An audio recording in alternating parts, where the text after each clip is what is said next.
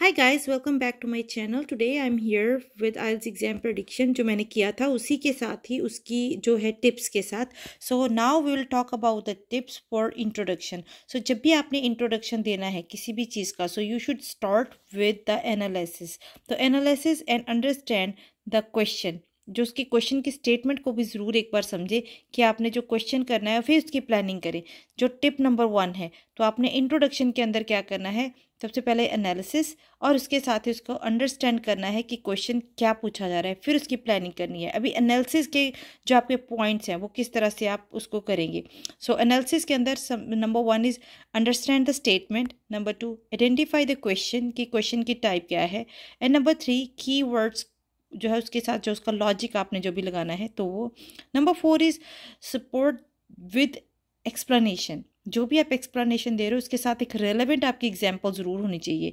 So matched with the essay topic और उसकी requirement जो भी है। अगर वो एजुकेशन का है तो एजुकेशन के लिए भी कि गांव में एजुकेशन ज़्यादा बेटर है, विलेज की एजुकेशन ज़्यादा बेटर है, कंट्री साइड के अंदर, या फिर जो शहर के अंदर टाउन के अंदर जो पढ़ते हैं उनकी एजुकेशन ज़्यादा बेटर है, तो उसकी आपको एग्जाम्पल भी देनी होगी कि किस तरह की आप एजुकेशन जो है उसको प्रेफर करते हो, तो क्यों आप शहर के अंदर पढ़ना पसंद करते हो। So your example should be like okay, because in villages the educators were there but they were always give the example for those limited areas, but in the cities, in the towns, when they give you the example, they will give you the example of world, they will give you the example how the people survive in outside world and how they were educate the students. So this is how you can give the example, like example wise, तो किस तरह से दे रहे हैं, तो support करना है एक एग्जाम्पल को भी साथ में।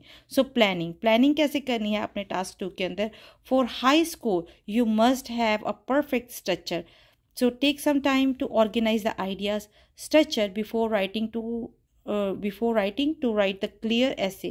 जो ऐसे को क्लियर करने के लिए आपने जो राइटिंग करनी है, क्लैरिटी के लिए आपको एग्जाम्पल, आपके दिमाग के अंदर वो टॉपिक जो क्लियर होना चाहिए।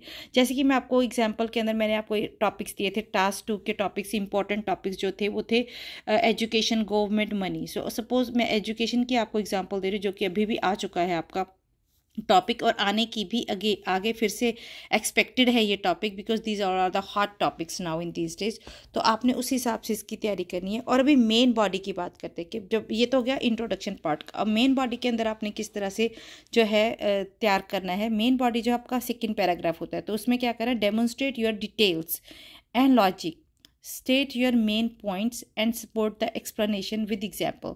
तो सेकंड के अंदर, फर्स्ट के अंदर आपने क्या क्या चीज़ दिमाग में रखनी है जब आप ऐसे डिज़ाइन कर रहे हो, ऐसे लिख रहे हो अपना। सो हाई स्कोर के लिए बात कर रही हूँ मैं, जिसको 7, 8 और 9 बैंड्स चाहिए। तो उसने क्या करना है, पहले तो स्ट्रक्चर को डिज़ाइन करना है, अपना स्ट्रक्चर दिमाग में रखना है कि पहले उसके अंदर आपने इंट्रोडक्शन में क्या डालना है। सेकंड पैराग्राफ के अंदर आपने उसकी एग्जाम्पल, सपोर्ट के अंदर एक एग्जाम्पल लगानी है। और थर्ड कंक्लूजन, थर्ड जो है वो ऑलवेज कंक्लूजन रहता है। कंक्लूजन के अंदर क्या होता है, समटाइम्स वो आपके पॉइंट ऑफ व्यू, जो आपके व्यूज़ मांगे जाते हैं या कोई डिबेट एडवांटेजेस डिसएडवांटेजेस रहते हैं, तो उसमें आपने एक स्ट्रॉन्ग समरी देनी है। What you have to already said in the first and last, जो है नेल के अंदर, जो अपने लास्ट पैराग्राफ के अंदर, जो अपना सेकंड जो आपका पैराग्राफ था उसके अंदर जो भी मास्टरपीस आपने रखा है, तो थर्ड के अंदर उसका कंक्लूजन होता है। So this is how you can plan your conclusion. So first, second, third.